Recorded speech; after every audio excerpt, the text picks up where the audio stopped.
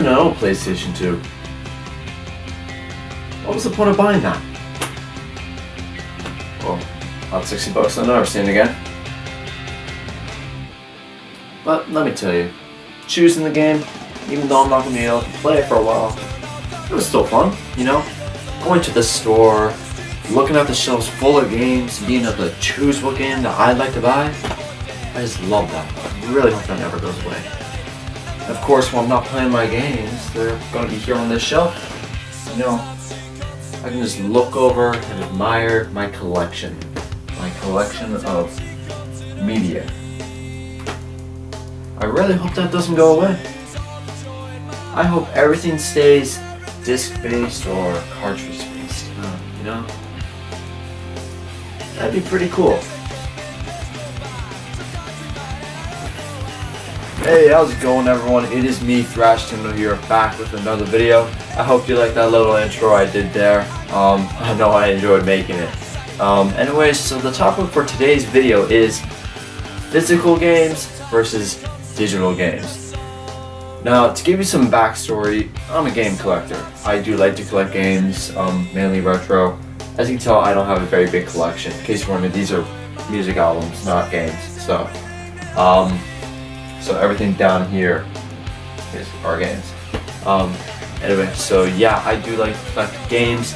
I like being able to look at a shelf and admire my collection, like look at the spine artwork, that kind of thing. I like to be able to, you know, take a game off the shelf and open it up and put the disc or cartridge and that kind of thing, you know? It's just nice. I'm not going to say it's satisfying one because I feel like that sounded a bit weird, but I just like it. So anyway, I was hanging out with a group of friends about a week or two ago, and I don't know if I call it an argument, but it was definitely a heated discussion about physical versus digital games. And to be completely honest, I felt maybe I was going a little overboard. I might have been getting a bit, I might have been come off more as like I was trying to convince them that physical was the way to go. When in reality, look, they both have their advantages and their disadvantages. So today, or well tonight, as when I'm filming this video, in case, yeah, I don't know if you guys see me wearing pajamas. So I just brought on a blue hoodie and backwards, basically, cap. So anyway, so yeah, that's what we're going to be discussing: physical versus digital media. Anyways, let's get right into it. First of all, let's discuss convenience. Now, this is the kind of situation where, you know, in digital games, it's a landslide win. I mean, it's a lot more convenient to be able to bring your, say, you know, your Xbox One, to be able to bring your Xbox One to your grandma's house or wherever's house you're going and hooking it up there, rather than bringing the console and you know, having that console preloaded with all your games, rather than bringing the console and then having to bring, you know, either all the game boxes, or having to bring multiple, you know, disc cases, not cases, but binders. So that's just a lot more convenient. So that's a situation where I definitely understand what they mean. Because yeah, physical games in terms of convenience, you know, you need to have space for it, especially if your collection is getting big. You got to have the space, and also, you know, now, you know, even if the game installs onto the hard drive of the console, it's still going to need the disc for the license. So if you lose the disc or can't find it, you're kind of out of luck there. So that's definitely a situation where digital is the one. Alright, now let's go over pricing. So, you know, a game at the store is going to cost you, a new game, if that's you know, your flagship, but the big long awaited release is going to be $60. So, and that's going to be for digital and physical. But the thing is, when it comes to, you can buy used games physically. You can't buy used games digitally. And they can go, you know, anywhere from a few bucks to, I'd say, for a used game, reasonably, if it's not rare, at most $20. You can't buy digital games used, of course. When it comes to retro games, that's a different story. Now, buying a retro game via the virtual console or whatever, PS4 and Xbox use, that's a lot easier because it's cheaper and you don't have to worry about, because it's old, it might not work, or the box being crumpled or whatever. Of course, as I said, I'm a collector, so I'm gonna want my stuff complete in box, with the cartridge and all that. It's also the fact, believe it or not, sometimes digital can be more expensive than physical. I'm not talking about a case where the physical is used.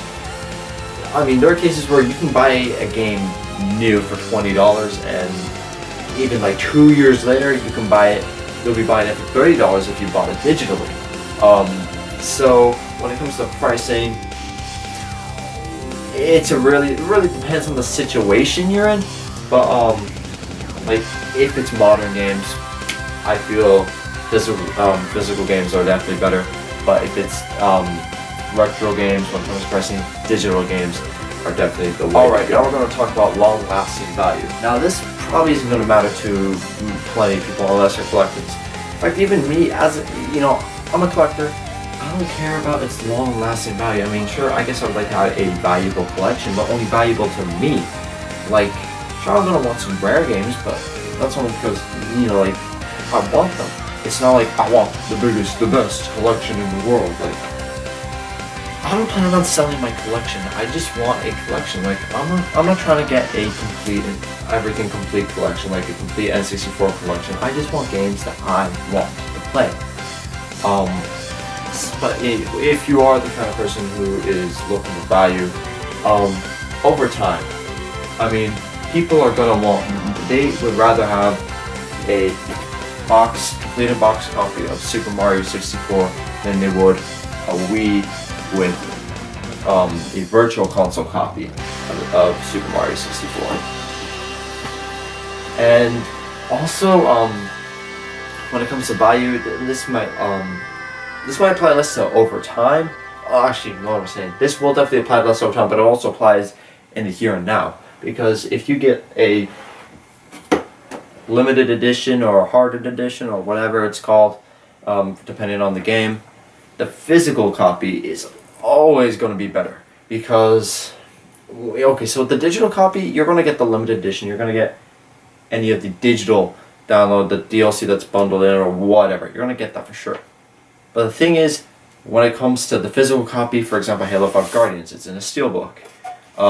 It has a card set. It has this Guardian model. It has all these little extra goodies that kind of help warrant its pricing. So that's a bit more specific for only limited editions. So in the here and now pricing, like I said, it doesn't really matter. If it's a new copy, they're both going to be like $60 or however much. Hey everyone, this is ThrashTendo. I do apologize for that very abrupt ending.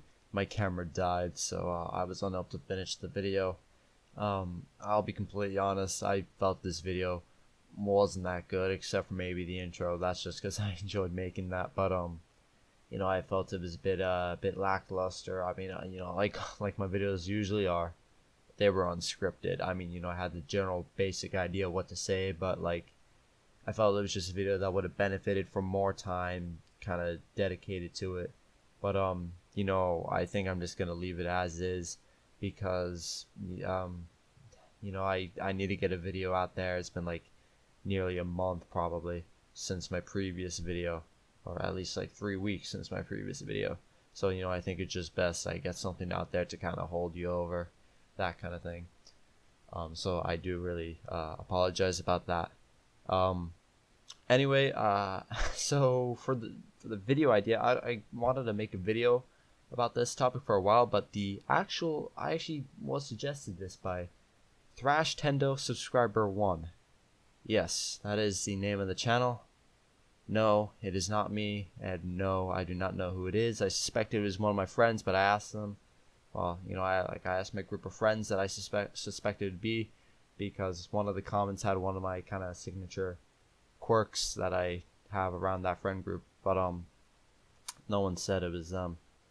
So yeah, I don't know. I don't really know what to think of that. So yeah, thanks to whoever that person is for suggesting the video. I hope you guys liked that little intro I did. I thought it was fun. I know that was also a little low quality. I mean, like it was corny. You know, my acting was poor. But yeah, you know, I enjoyed making it, and low-key, I've been considering making videos in that kind of style where it's like it's set in the past, and let's say I'm reviewing a game and I'm reviewing it as if it's the hot new item, that kind of thing, you know. So yeah. Anyway, I'm gonna end this video now. So thank you all very much for watching. Once again, if you have any suggestions, do leave them down below. Any you know, if you want to praise something, if you want to criticize something, you know, and anything's good, I'd appreciate it. So yeah,